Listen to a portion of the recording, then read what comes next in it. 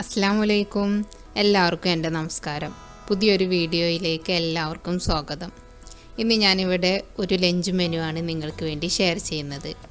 സമയമില്ലാത്ത സമയത്ത് പെട്ടെന്ന് തയ്യാറാക്കാൻ പറ്റിയൊരു ഐഡിയ. ഞാനിന്ന് കുമ്പളം വെച്ചിട്ടൊരു പുളിങ്കറിയുടെ കൂട്ടാനാണ് തയ്യാറാക്കുന്നത്. സാധാരണ ഞങ്ങളുടെ വീട്ടിൽ പെരുന്നാൾക്കൊക്കെ സ്പെഷ്യലായിട്ടൊരു പുളിങ്കറി തയ്യാറാക്കും. അപ്പോൾ ഇപ്പം Lchf വന്ന ശേഷം ആ കറിയുടെ ടേസ്റ്റ് നമുക്ക് മറക്കാൻ പറ്റില്ലല്ലോ. അപ്പോൾ ഞങ്ങൾ ആ കറിയെ മാറ്റിയിട്ട് ഒരു കൂട്ടാൻ രൂപത്തിലേക്കാക്കി വെള്ളം കുറച്ചിട്ട്. അപ്പോൾ അത് തയ്യാറാക്കാൻ വേണ്ടിയിട്ട് ഞാനിവിടെ ഒരു കുമ്പളം, ഒരു മീഡിയം സൈസ് കുമ്പളം തൊലി ചെത്തി എടുത്തിട്ടുണ്ട്. പിന്നെ 4 പച്ചമുളക്, പിന്നെ കുടംപുളി അല്ലെങ്കിൽ വാളംപുളി വെള്ളത്തിലിട്ടത്. അപ്പോൾ ഇപ്പം കൂട്ടാൻ പോലെയാണ് ഉണ്ടാക്കുന്നത്. അപ്പം കറിയിലേക്കുള്ള അത്ര പുളി ചേർക്കണ്ട, ഒരു മീഡിയം പുളി മതി. അപ്പം ഞാനിതിവിടെ കുടംപുളിയാണ് ഇവിടെ വെള്ളത്തിലിട്ട് വെച്ചിട്ടുള്ളത്. പിന്നെ പച്ചമുളക് നല്ല എരിവുള്ളതാണിത്, അതുകൊണ്ടാണ് 4 എടുത്തത്. ഇതിലേക്ക് മുളക് പൊടി ചേർക്കുന്നില്ല. ഇനി ചേർക്കണമെങ്കിൽ തന്നെ വളരെ കുറച്ച് ചേർക്കാൻ പാടുള്ളൂ, ഒരു 1/2 ടീസ്പൂണൊക്കെ. അപ്പോൾ ഞാനിവിടെ നല്ല എരിവുള്ള 4 മുളക് എടുത്തിട്ടുണ്ട്. ഈ മുളക് ഞാൻ വേവിക്കാനുള്ള കുക്കറിലേക്ക് ഇടുകയാണ്. ഇനി കുമ്പളം കുറച്ച് വലിയ കഷ്ണങ്ങളായിട്ട് തന്നെ മുറിച്ചെടുക്കാം.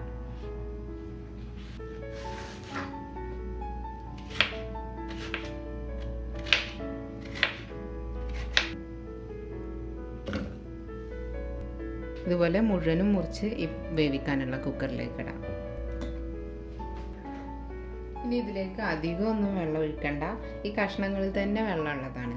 അപ്പോൾ ഇതൊന്ന് ജസ്റ്റ് അടിയിൽ പിടിക്കാതിരിക്കാൻ വേണ്ടിയിട്ട് കുറച്ച് വെള്ളം ഒഴിച്ചു കൊടുക്കാം. ഞാനിവിടെ ഒരു 1/2 കപ്പ് വെള്ളം ഒഴിച്ചു കൊടുക്കുന്നുണ്ട്.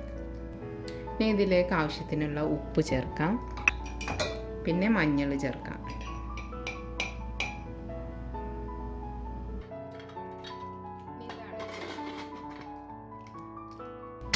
ഇനി കുക്കറിൽ ഒരു വിസിൽ വന്ന ശേഷം ഒരു മീഡിയം ടു ലോ ഫ്ലെയിമിൽ വെച്ച് കൊടുക്കാം.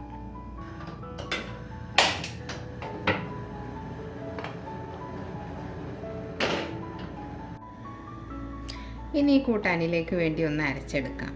2 ചെറിയുള്ളി എടുത്ത് ഞാനൊരു മിക്സി ജാറിലേക്ക് ഇടുന്നുണ്ട്. ചിലർക്ക് നല്ല ജീരകത്തിൻ്റെ ടേസ്റ്റ് ഇഷ്ടമാവില്ല. ഇവിടെ പൊതുവെ നല്ല ജീരകത്തിൻ്റെ ടേസ്റ്റ് ഇഷ്ടമല്ല. അപ്പോൾ ഞാനൊരു 1/2 ടീസ്പൂണേ ഇടുന്നുള്ളൂ, അത്ര മതി. ഫ്രീസറിൽ വെച്ച തേങ്ങ ഇതുപോലെ ഒരു ഫോർക്ക് ഉപയോഗിച്ച് ഇങ്ങനെ എടുത്താൽ മതി.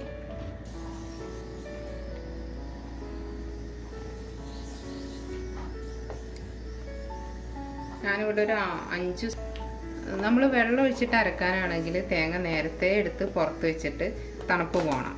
ഇതുപോലെ പാത്രത്തിൽ നിന്ന് എടുത്തിട്ട് വേറൊരു പാത്രത്തിൽ തണുപ്പ് പോകാൻ വേണ്ടിയിട്ട് ആവശ്യത്തിനുള്ളത് ഇട്ട് വെച്ചാലും മതി. അപ്പോൾ ഇപ്പം ഞാൻ അധികം വെള്ളമൊന്നും ചേർക്കാതെയാണ് നന്നായിട്ടൊന്ന് അരച്ചെടുക്കുന്നത്. അപ്പോൾ ആദ്യം ഞാൻ പൊടിച്ചെടുക്കുകയാണ് ചെയ്യുന്നത്. സാധാരണ നമ്മളിത് തയ്യാറാക്കാനാണെങ്കിൽ വെള്ളം ഒഴിച്ചിട്ട് നന്നായിട്ട് അരച്ചെടുക്കാറാണ് ചെയ്യാറ്. അപ്പോൾ ഇപ്പം വെള്ളത്തിൻ്റെ അളവ് ആവശ്യമില്ലാത്തതുകൊണ്ടാണ് ഞാൻ വെള്ളമില്ലാതെ അരച്ചെടുക്കുന്നത്.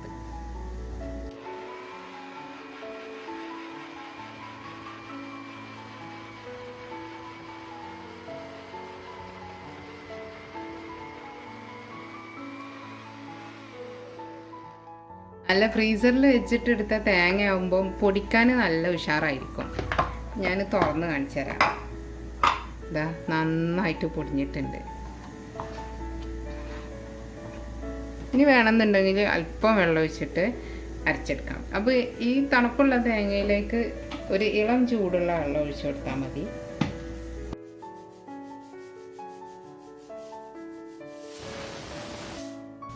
ഇപ്പോൾ ഒരു വിസിൽ വന്നു കഴിഞ്ഞു. ഞാൻ തീ മീഡിയം ടു ലോ ഫ്ലെയിമിൽ വെച്ച് കൊടുത്തിട്ടുണ്ട്. ഇനി ഞാനിവിടെ ഇളം ചൂടുള്ള വെള്ളം ഇതിലേക്ക് കുറച്ച് ഒഴിച്ചു കൊടുക്കുകയാണ്.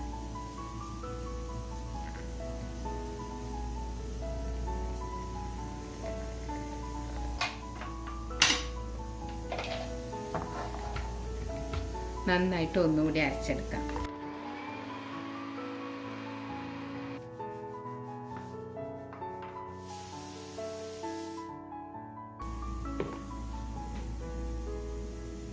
അപ്പോൾ ഇത് നന്നായിട്ട് അരിഞ്ഞിട്ടുണ്ട്.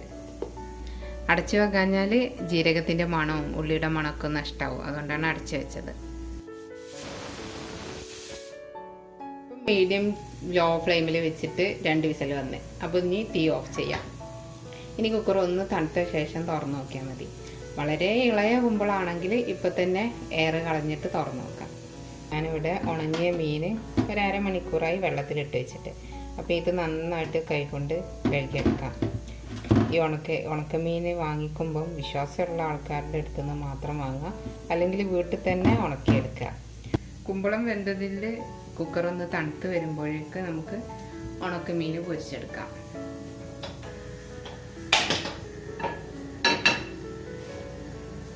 ഞാൻ വെളിച്ചെണ്ണയിലാണ് ഉണക്കമീൻ പൊരിച്ചെടുക്കുന്നത്.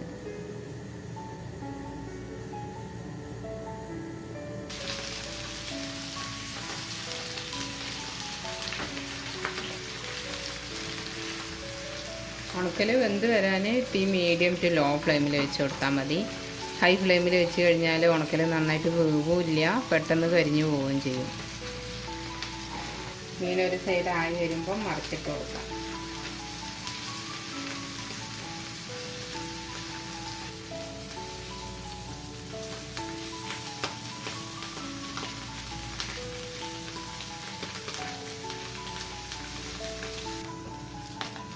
ഉണക്കമീൻ്റെ 2 സൈഡും വേവായിട്ടുണ്ട്.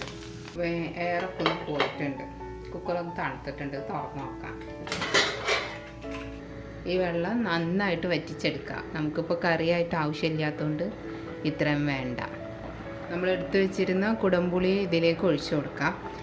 ഈ വെള്ളം വറ്റുന്നതിനോട് കൂടി ഈ പുളി ആ കഷ്ണങ്ങളിലേക്കൊന്ന് പിടിച്ചു കിട്ടിക്കോളും. നന്നായി വറ്റിയതിന് ശേഷം തേങ്ങ ഒഴിച്ചു കൊടുത്താൽ മതി.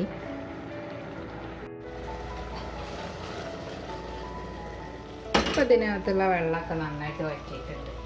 അപ്പോൾ ഇനി അരച്ച് വെച്ച തേങ്ങ ചേർത്ത് മിക്സ് ചെയ്യാം.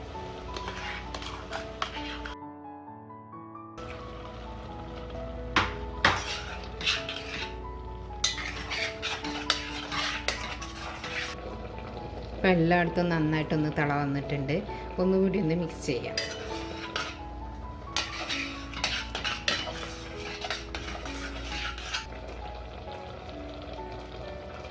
ഇത്രയും മതി. ഇനി നമുക്കിത് എടുക്കാം.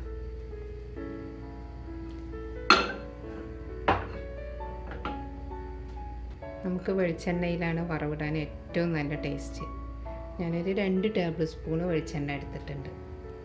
എണ്ണ ചൂടായി വരുമ്പോൾ കടുക് ചേർക്കാം.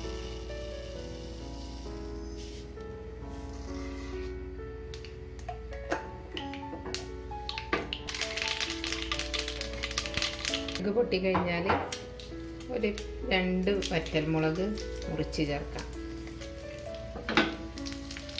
വേപ്പില കൂടി ചേർത്ത് കൊടുക്കേണ്ടതാണ്. എൻ്റെ കയ്യിൽ വേപ്പില സ്റ്റോക്ക് കഴിഞ്ഞു പോയി. ഈ മുളകൊന്ന് മൊരിഞ്ഞ് കഴിഞ്ഞാൽ നമുക്ക് ഈ കൂട്ടാനിലേക്ക് ഒഴിച്ചു കൊടുക്കാം.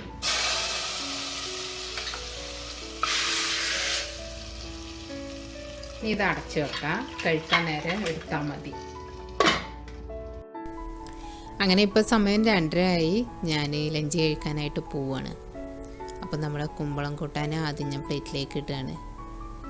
ഇത് നല്ലൊരു പുളിങ്കറിയുടെ മണവും സ്വാദും ഒക്കെ ഉണ്ട്. നമ്മൾ പെരുന്നാൾക്കൊക്കെ ചോറ് കഴിക്കുന്ന, അല്ലെങ്കിൽ നമുക്ക് ഈ പുളിങ്കറിയും ഉണക്കമീനും ഒരു പ്രത്യേക കോമ്പിനേഷനായിരുന്നു. അപ്പോൾ ആ ഒരു കോമ്പിനേഷന് നമുക്ക് LCHFലും കഴിച്ച് നോക്കാം. നല്ല ടേസ്റ്റ് ഉണ്ടായിരുന്നു. ഇടയ്ക്ക് പെട്ടെന്ന് നമുക്ക് കുക്ക് ചെയ്യാനുള്ള എളുപ്പത്തിനൊക്കെ ആയിട്ട് പറ്റിയൊരു റെസിപ്പിയാണിത്. ഒന്ന് മീൻ വെള്ളത്തിലിട്ടിട്ട് കൂട്ടാനൊക്കെ ഒന്ന് റെഡിയാക്കി വരുമ്പോഴേക്ക് അത് ഉപ്പൊക്കെ പോയിട്ടുണ്ടാകും. ആ സമയം കൊണ്ട് നമുക്കത് വേവിച്ചെടുക്കുകയും ചെയ്യാം. പിന്നെ കുക്കറിലായതുകൊണ്ട് കഷ്ണങ്ങളും പെട്ടെന്ന് വെന്ത് കിട്ടും. നിങ്ങൾക്ക് കഷ്ണങ്ങൾ ഇങ്ങനെ ഉടയണ്ടെന്നുണ്ടെങ്കിൽ ചട്ടിയിൽ വെച്ചിട്ട് വേവിച്ചാൽ മതി കേട്ടോ. ഒരു 10-20 മിനിറ്റ് കൊണ്ട് കഷ്ണങ്ങൾ നല്ല കരുത്തിൽ തന്നെ കിടക്കുന്ന കഷ്ണങ്ങൾ വെന്ത് കിട്ടും. അപ്പോൾ എനിക്കിങ്ങനെ കുറച്ച് ഉടഞ്ഞ നിലക്കാണ് ഇഷ്ടമുള്ളത്. പിന്നെ ഇതിലേക്ക് കുടംപുളിക്ക് പകരം നിങ്ങൾക്ക് മോരോ അല്ലെങ്കിൽ കട്ടിയുള്ള യോഗർട്ടൊക്കെ ചേർക്കാം കേട്ടോ. യോഗർട്ടൊക്കെ ചേർത്ത് കഴിഞ്ഞാൽ കൂട്ടാൻ ഒന്നും കൂടി നല്ലൊരു കുറുക്കം കിട്ടും. പിന്നെ യോഗർട്ട് ചേർക്കുമ്പോൾ ഏറ്റവും ലാസ്റ്റ് ചേർത്താൽ മതി. എന്നിട്ട് ഒന്ന് ചൂടാക്കി എടുത്തതിന് ശേഷം പിന്നെ വറവിടുക. യോഗർട്ടും തൈരും ചേർത്തതിന് ശേഷം തിളപ്പിക്കാൻ പാടില്ല, ജസ്റ്റ് ഒന്ന് ചൂടാക്കി എടുത്താൽ മതി. അപ്പോൾ നിങ്ങളെല്ലാവരും ട്രൈ ചെയ്ത് നോക്കൂ. തീർച്ചയായിട്ടും നിങ്ങൾക്ക് എല്ലാവർക്കും ഇഷ്ടമാകും. അപ്പോൾ അടുത്ത വീഡിയോയിൽ നമുക്ക് വീണ്ടും കാണാം. അപ്പോൾ ഇതുവരെ സപ്പോർട്ട് ചെയ്തവരോട് പ്രത്യേകം നന്ദി പറയുന്നു.